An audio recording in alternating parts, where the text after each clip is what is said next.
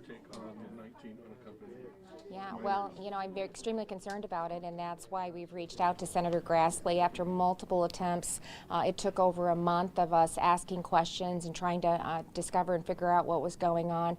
We weren't able to get any answers about why a chartered plane was coming in the middle of the night, chartered buses, and unaccompanied minors removed from the plane and then transported outside of the state.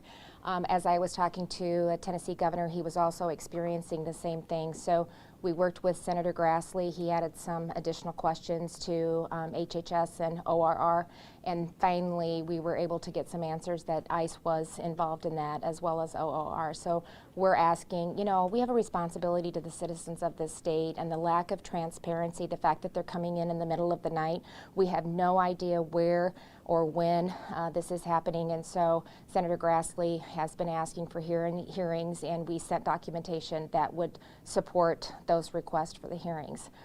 Anything else that you'd like to see happen?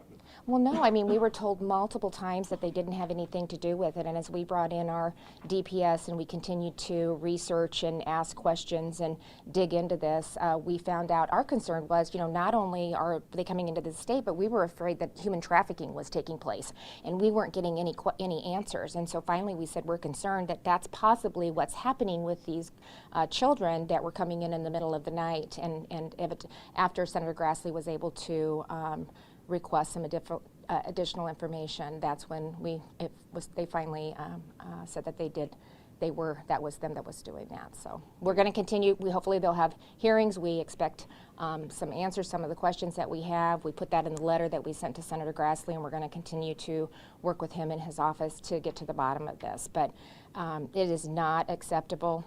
We need to know what's going on. Why is it happening in the middle of the night? If they're not doing anything wrong, then they should be upfront. They should be letting governors know, and we should be a part of that discussion.